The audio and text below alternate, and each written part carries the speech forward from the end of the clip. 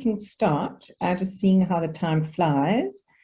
Hi, Ditiro, and let's get going. So, everybody, thank you, Monique. Thank you, Monique, Nkosazana and Michaela and Ditiro. I'm really happy to have you here. When I was devising the program, I actually came across, I mean, Ditiro and I have spoken to each other for a while, a couple of times already, and I recently saw an exhibition at the Spear Arts Trust, and there were representatives from the Keiskamma Art Trust, so that was just really beautiful to see the work. And I've known about Keiskamma for a long time, but it was really beautiful just to catch up with the projects that have been happening and to meet some of you there. So that was really great and inspired me to invite you onto this panel. And then, unfortunately, Kinsani is not here, and I think maybe it was load shedding, but she recently wrote a piece that appeared in Bubblegum about the lexicon of South African fashion. And I just thought, you know, bringing handcraft and talking about how fashion and textiles really kind of represents who we are and has a cultural, it kind of plays such a strong cultural role, and I think often not respected enough for that. So I'd just like to get your thoughts on all of that. And so I think, can I just ask Ditiro to just introduce herself and her work? Ditiro, yeah, you go ahead and introduce yourself, and then I'll ask Nkosazana and Michaela to talk about their work, and then I've got specific questions for all of you. So yeah, Ditiro, over to you. Okay. Hi, Jackie, and everyone who is listening this evening. Thank you for joining us. So I'm Ditiro Mashigo. I am a textile and fashion designer based in the city of Tshwane. I studied fashion and then textile at the Tshwane University of Technology and graduated 2016. I run my own small business called Sarati Ltd. And essentially what I do is I cover the spectrum of textile for fashion and soft interiors. Thank you.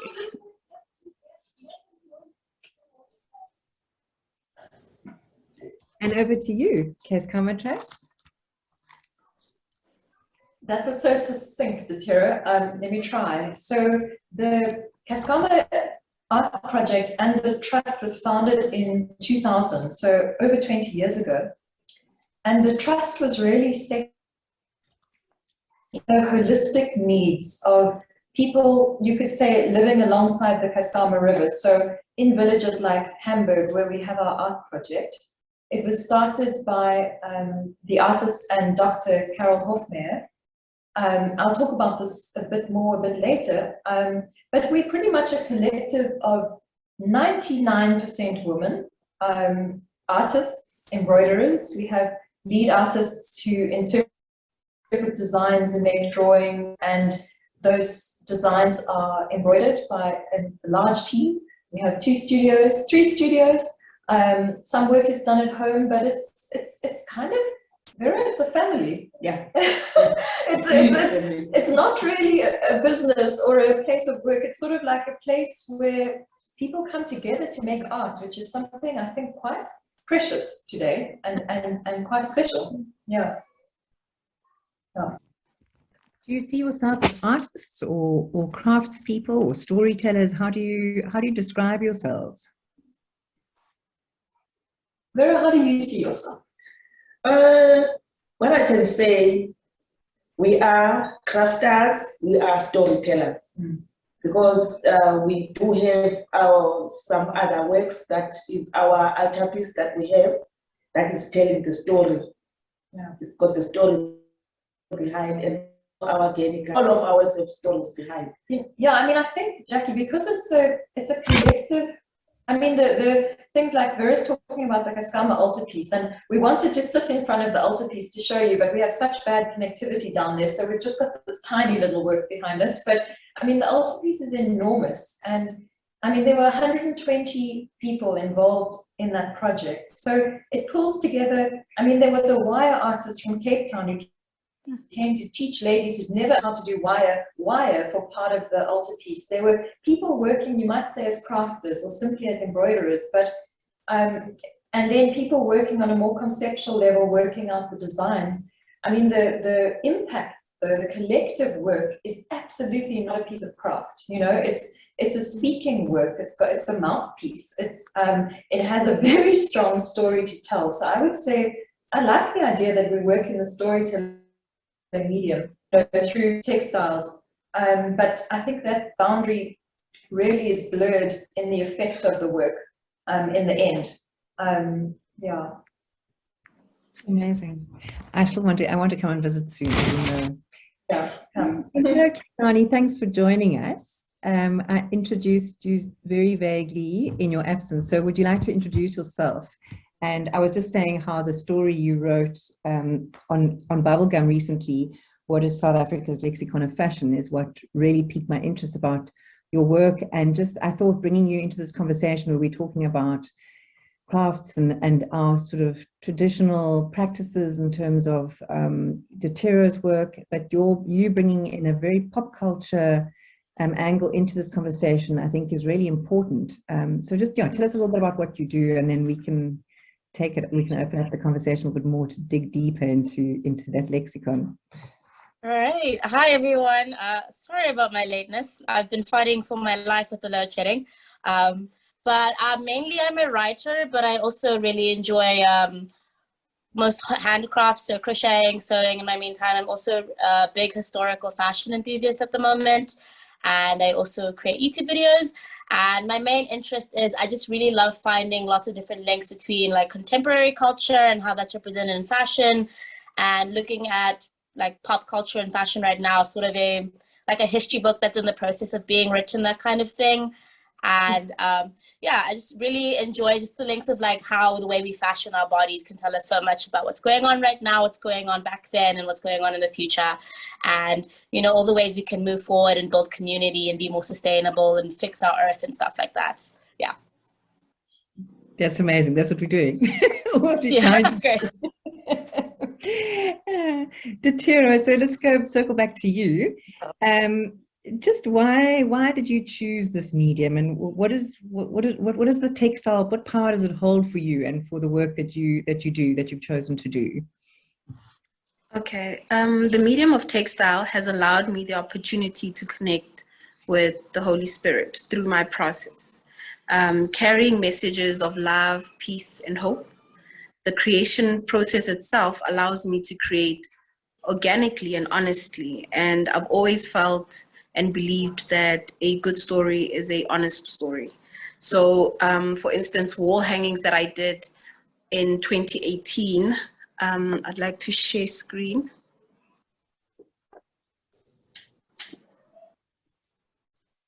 I hope.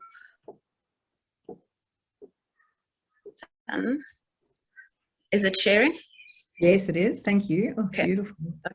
So these are pieces that I created specifically with that kind of inspiration from Holy Spirit. And then, so the medium of textile itself, for me, has just been my tool of communication with spirit, and then translating the messages that I get into textile design.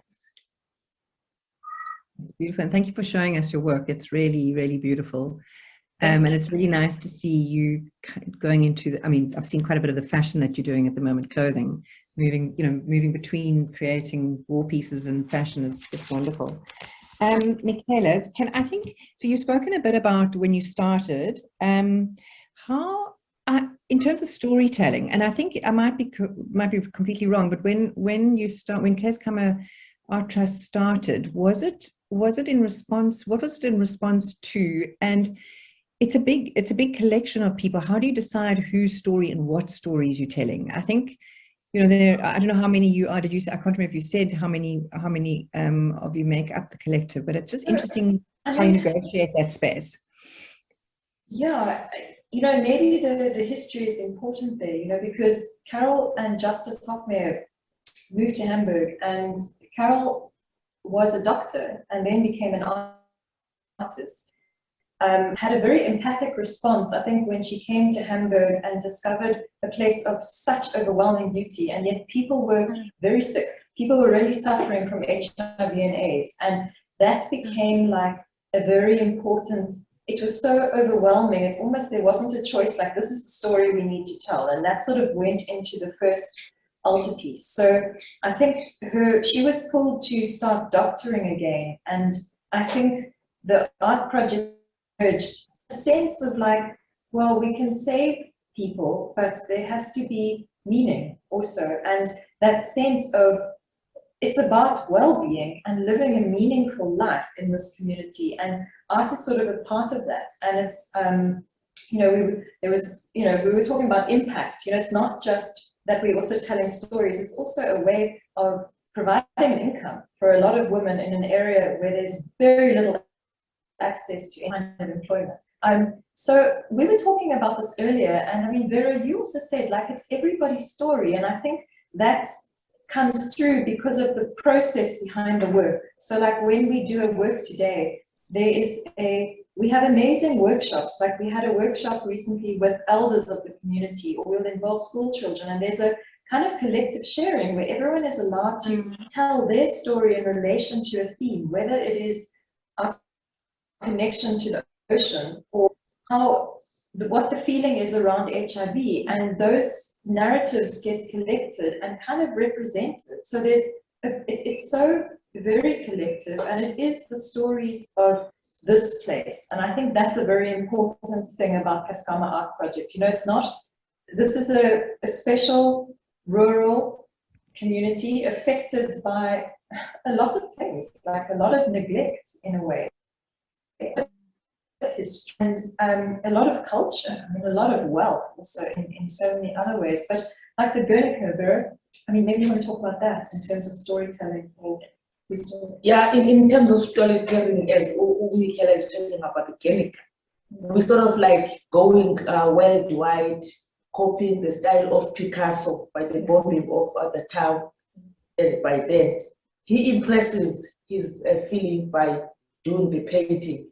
But to us, we do talk to the people that we live with, and then we come up with the drawings that depicts Picasso's ones. But for us, we did take our people that we are living with, and also the cow that is there is our cow that we see every day. And then that cow is the cow baby is feeding the family somewhere in the village.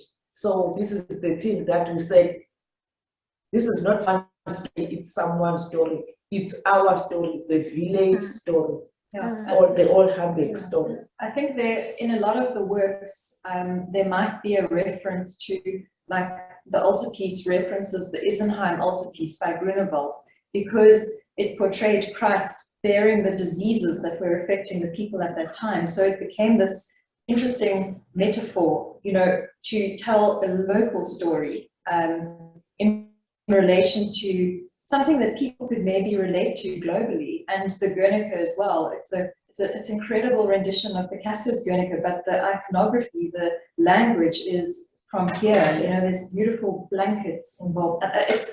It's so, actually it's on exhibition in Port Elizabeth in Knaberge at the moment at the Nelson Mandela Metropolitan Museum. It's amazing. And sorry, Jackie, so just maybe if anyone would like to see these works, sorry, we can't screen share, our computers are down, but www.keiskammaartproject.org. So it's KEISKAMMAARTPROJECT.org. There's a beautiful catalogue on that website. It's very simple, that Pippa Hetherington has put together, which shows the works over the 20 years. So you can flip through it like a book, but please have a look on the website. Yeah.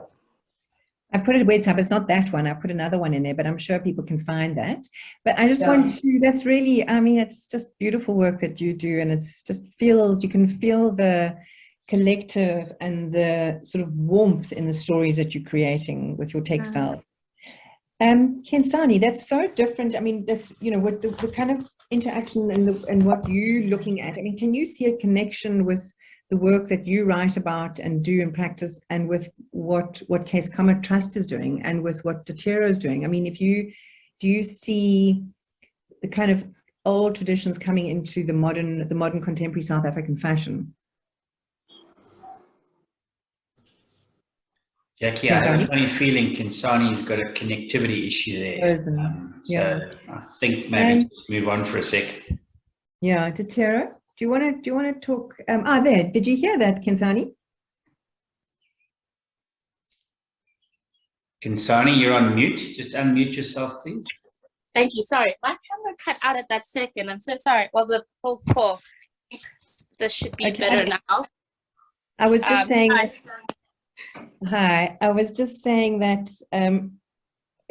just listening to what Keiskamma Trust has described with the work that they do. I mean, do you see any sort of relevance? I mean, not relevance, but do you see any of that coming through in the work that you study and the work that you comment on in contemporary South African fashion? Do you see? Yeah, definitely. There's this one quote, I don't remember who said it, but they always spoke about how the history of Africa has always been told through cloth. And in the stuff that I like to study, especially when I'm looking at contemporary designers, I think you see that is very present. If you think of someone like Matfosa Baladuma, how he sort of brought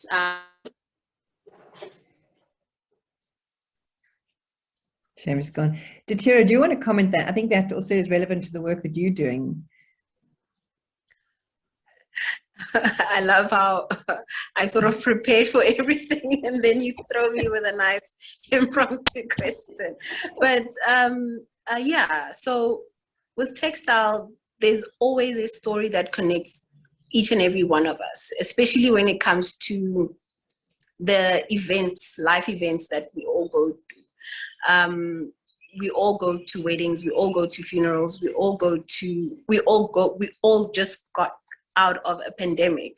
So the stories that are bound to come out of this specific time period that we're in are probably amazing, and they're going to come out of the textile space. So I think that's also something that most of us can really look forward to. Yeah. So just go back to Michaela and Vera. You know, a lot of the work that your early work was response to HIV/AIDS. And obviously the work that I saw at the Spear Arts Trust recently was a response to COVID, and a beautiful work. I mean, I don't know how, you know, you're talking about what's really concerning communities. It's really raw, and kind of the emotion is very apparent in what you're doing there. Have you ever had moments where you can just embroider flowers and something light, or do you feel that are you drawn to expressing the kind of difficult stuff? So in our ongoing production, we do have cushion covers, bags, small cushion covers and big cushion covers, and then we draw some flowers, draw some cows, everything. And also it depends to someone who needs to the need of that someone who place an order.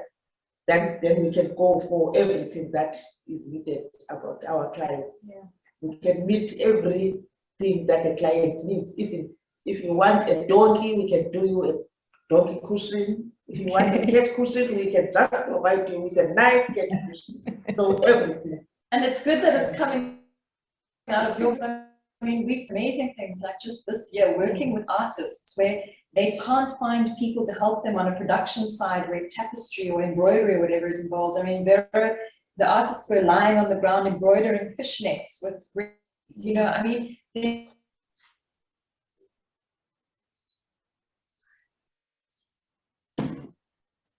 Shucks, Jackie, we're struggling this afternoon with connectivity. I know, we're struggling here. Michaela, if you're hearing me and you want to just turn your webcam off, that might just make the difference we need. Let me try that for you. But I think she might have actually fallen off the meeting. No, hang on, no, not yet. We just stopped it. But even the Whoopsie. Michaela, I've just turned off your webcam because we lost you there. But if you're still hearing me, then just talk to us, and maybe just retrace your steps. Like 30 seconds. Okay. So just back to flowers. No, I mean the art project. I mean I think everything is very generative and actually very positive, and even our COVID resilience tapestry, which we had in Cape Town, which Jackie saw.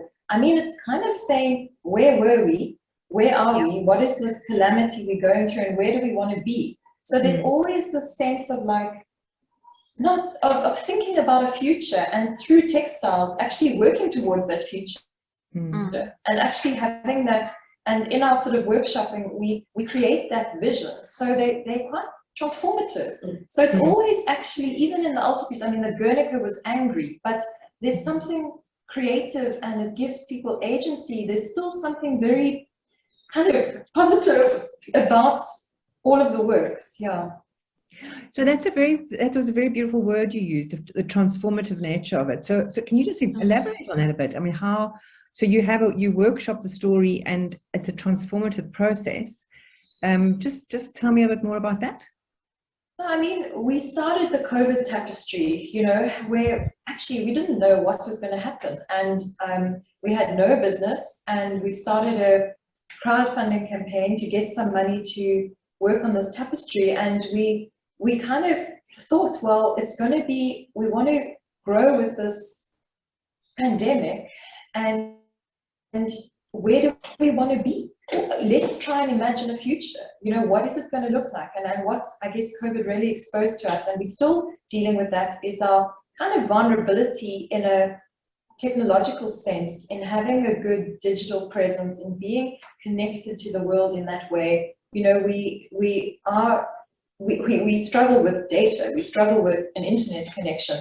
Our website is very old, probably the one you looked at. We've just built a new landing page, but what we have done is, in this resilient picture of the future, in our COVID tapestry, there's this sense of connectivity, there's this sense of an ability to communicate, and we portrayed that. And actually, I mean, we were not on WhatsApp at the beginning of last year. All our artists are on WhatsApp. We've got data allowances. We're communicating via WhatsApp, which is an amazing way of kind of archiving photographs, videos. It's like a repository. So then you can make a document of the work using just cell phone footage and photographs from WhatsApp. So, I mean, and we've done that with our Nkosazana work. So we are actually, miraculously, because we put that vision down, somehow we are achieving it. We're sort of moving towards it. So I think there is something really transformative about giving yourself the space and time to imagine the future, and then to actually put that into thread, and somehow we've created the pathways for it to become possible. I don't know. Beautiful. Sarah? Were you going to say something? Yes. Yeah. So I think, Ditiro, just come to you. You also speak about yourself. I mean, we're talking about transformation and transformative activities. You talk about yourself as a quiet activist. What is it that why do you do that? Why do you call yourself an activist, and how do you articulate and how do you express your activism? So I'm a stern advocate for love. So love being for yourself, for the environment, for everything that encompasses mankind, humankind.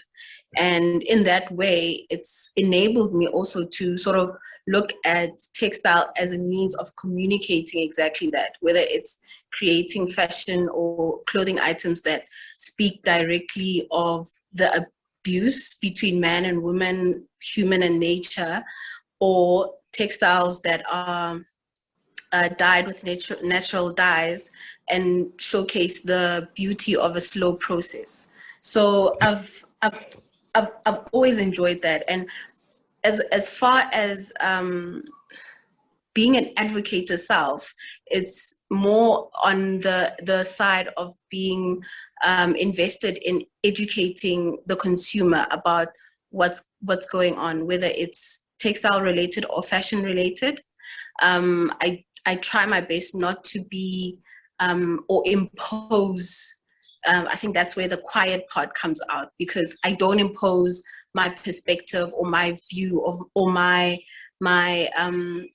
pains about the things that are currently happening, but rather I will interpret it on a textile or a fashion item, and the lucky few will understand it as such. And then, the value of that is that because it's a fashion or clothing item or a textile item, then it stands to last much longer, long beyond me probably. So the message might not be received now, but we're talking 10 years from now, a person will look at it and say, oh, this is actually what this person was talking about, and the current state of things speaks of that. So yeah. Sure. So it's almost, I mean, for both, I mean, for Keiskamma, I'm going to come to you now, Kinsani. It's almost also therapeutic, this process, which you speak about, you know, expressing. And I also love the idea that you're not necessarily, you kind of say, Ditiro, that maybe people won't understand what you're saying, but you're doing it with so much love and so much intention. That's, yeah, it's amazing. And I mean, I do ask you what your clients, but I'll get back to what your customers say. So Kinsani, I think just from a contemporary perspective, what do clothes and textiles, what are they saying about where we're at the moment, culturally and socioeconomically?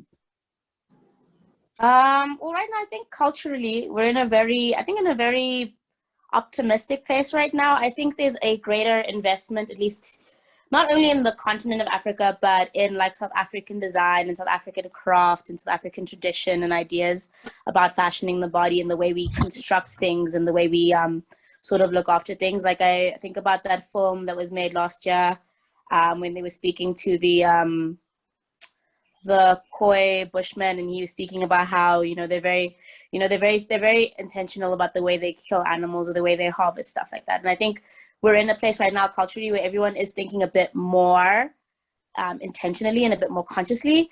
I think also in terms of a socio-economical aspect, I think there's so much opportunity that's available right now, especially as more people are becoming aware about sustainability and about other aspects and perspectives of fashion outside of your traditional Western and Eastern perspective.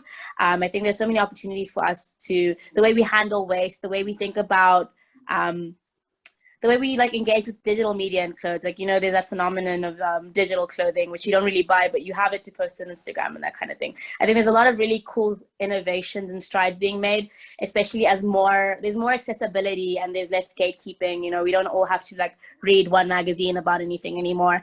And I think more people are being made aware of stuff. And I think a lot more people are being spoken to in a way they understand. And I hope that continues, because I think there are so many great ideas and there's so many practices and ideas and cultural norms that we already have that we don't even realize we can apply to clothing and textiles and fashion. Thank you. That's amazing. Do you see particular kind of narratives, or are there so many that you can't really narrow that down, or are you seeing a richness and a you know, is it expansive rather than definitive? I mean, yeah, I think to say there's a definitive thing going on right now would be a bit short-sighted, but I think there are some broad themes or some recurring ideas that you do see. Like there's the decolonization aspect. I think a lot of people are interrogating what colonialism has left us with. I think they're interrogating what their cultures are right now. I think about my one friend, she's looking at pre-colonial textiles.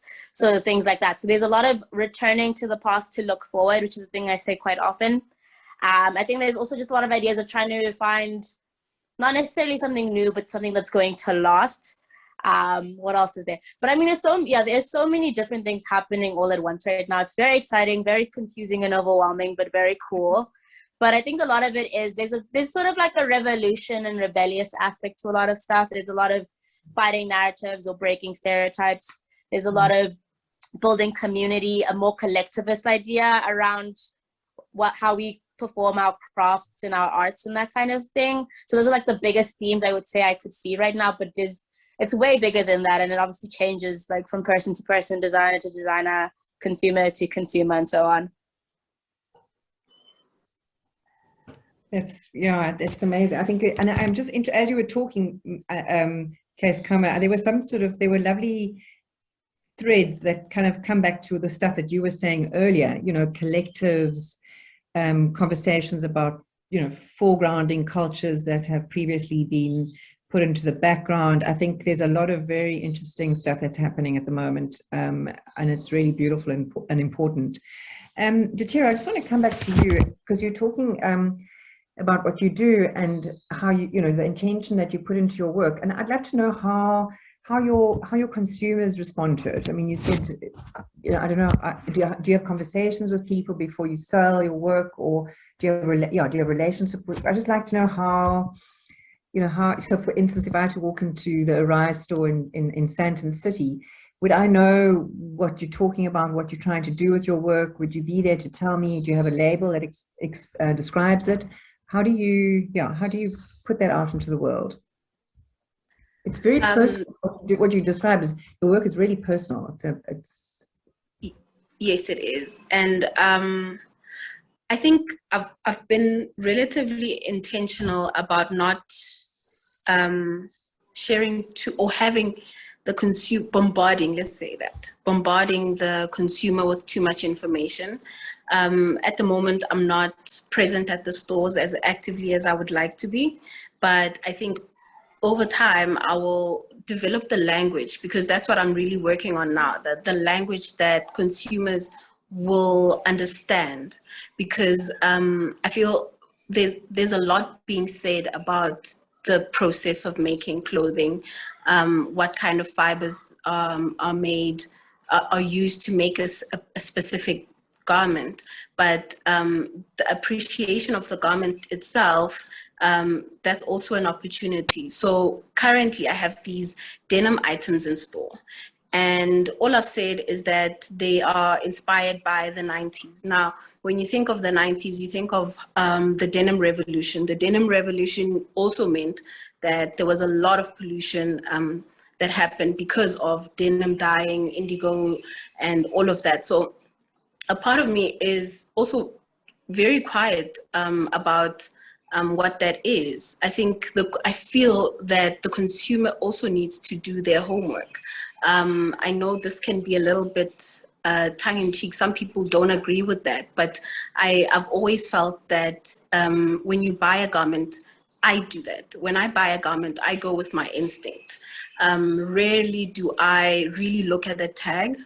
There's something that a garment that is well made, that is sourced sustainably and honestly, that calls to you.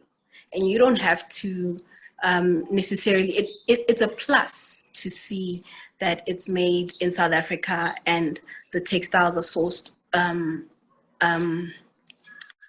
sourced locally or well. But I think the language of intuition in fashion is a little bit neglected. And I would love to see how that grows, especially with my garments. Thank you. We've just got a few more minutes. So I'm going to come back to Keiskamma, to Michaela and Vera, and I'd love to hear what you're working on at the moment. You did mention your exhibition in the Eastern Cape, and I have seen what Papa Hetherington has done, and it's absolutely incredible. And what are you working on in your workshop? What are you doing? What are you currently embroidering, and what stories are you telling? We're completing our COVID resilience tapestry, which is 7 meters wide, and it's been bought by Ravi Naidu, which is really wonderful. We recently created a totem for the V&A waterfront, which is a sort of celebration of women, celebration of like pillars of strength. What has been the thing that has held Keiskamma together for 20 years when so many other projects fail? And it's really been, and actually it was Sebo Mvubu, our production manager, who is a man, he put forward this idea. He's like, it's the woman, So it's this beautiful totem, which will be waterfront. I'm not quite sure when they launch, but we are working on, so Pippa Hetherington is actually spearheading fundraising for a retrospective of Keiskamma's works, hopefully at Constitution Hill and hopefully next year, which would be amazing. So now we've done some prototypes that celebrate the values of the Constitution, which we're going to sell as part of the fundraising campaign for the exhibition. We also have a very beautiful work called Our Sacred Ocean, and that's a work we created in relation to, well, it's kind of trying to inspire ocean stewardship and conservation, but it's coming from the point of view, if we actually celebrate the spiritual connection between this community and the ocean, you talk about the deep fund work and the ocean is a sacred place. About that, for us as Xhosa people, we take the ocean as the place where we can go and worship. Yeah. It's the place where we can find our ancestors. So in that fund, we do a workshop, and then we talk about those things. And when we're always sharing our feelings. As I was telling them in the workshop that my mom is a Sangoma. She was a Sangoma, and then her sister was just like, they said she was drowned in the river, but she came back after certain days. So this is the thing that we share when we sit and do the researches, when we are these sort of approach that we do. There's a lot of collective memory. Some of our elders are in their 90s and they have stories of these incredible stories. And so we put those together in a circular work where the land is in the middle and the sea turns around the outside. So you can turn the land and then the sea, and you can see all these activities and these connections between the ocean and the kind of land in the middle. So that's on the go. What else? And also what we are busy with now is a lot of masks, because we see that the world is so in demand of masks. And then we've got on our mask, we embroider the sea themes. Yeah. You can get the octopus, you can get whatever that is from the sea, we embroider on our masks. Mm-hmm. And also going on with our botanicals that we are doing. Mm-hmm. So those are the things that we are busy with now. And also we are busy with some orders that come in and in. So I can say we are so much fortunate, because some other business really let it close because of the pandemic. But I think for us, we did hit. We're doing well. Yeah, doing well. Yeah. Amazing, well done. Kinsani, I want to ask you to close up with a little bit of a peek into the future of clothing and textile storytelling. And I'm coming to come and look at that sea tapestry. I'm very interested in what you're doing there. That sounds beautiful. Kinsani, over to you, please. Wow, actually that sounds really amazing. I feel like that kind of feeds into my point. I think I actually like what you guys said. There's like this idea of healing and sort of a medicinal aspect to the way the storytelling is going. I think it's a great time. What I feel like is going to happen is we're going to be using cloth and textiles to repair a lot of things, and not just clothes themselves physically, but our bonds with nature and the earth, and our bonds with each other in our societies and our community. And I think it's a really exciting time right now. I think a lot more people are waking up. I think the pandemic has really shaken a lot of people, and I think we're going to see a lot more, a lot more building and repairing, because I think we're just in a place now where there's a better eye on, particularly here in South Africa. I think more people want to come together. I think there's there's this cultural knowledge, this hidden memory, it's there, and we're all just discovering it right now. And we're all returning to something, but this thing we're returning to is kind of in itself also the future. you know, again, like we're going backwards to move forwards again. And I think I think everything's very exciting and optimistic, and perhaps it really will be restorative, and, you know, there will be a lot of justice and repair. Yeah. Thank you. Yeah, I love that. I love that metaphor of using, you know, the repair in textiles and sewing to all the repair that needs to happen to our communities and to society and to South Africa. Ditiro, do you want to have a last word before we say goodnight? Yeah, so I think like everyone is saying, unity is a very big topic right now, especially across the continent. And I can imagine when Michaela speaks of a 7-meter textile, I can almost imagine it going from Cape to Cairo, and we all have some kind of input on it. So also that the value of then changing the narrative of what Africa once was, and then into what it should be, reclaiming our identities, you know, all of that, then becoming something that we all actively work towards, as opposed to consuming for the sake of consuming like we have over the past 70 or 100 years or so. Thank you. So thank you, everybody. It was really beautiful. Thank you so much for your time and for your contribution. I think we could go on for much longer, but I'm feeling very inspired for a trip to the Eastern Cape to go and visit Keiskamma. So I'm hoping maybe Kinsani and Ditiro, we go together. Yeah, road trip. Hey, That sounds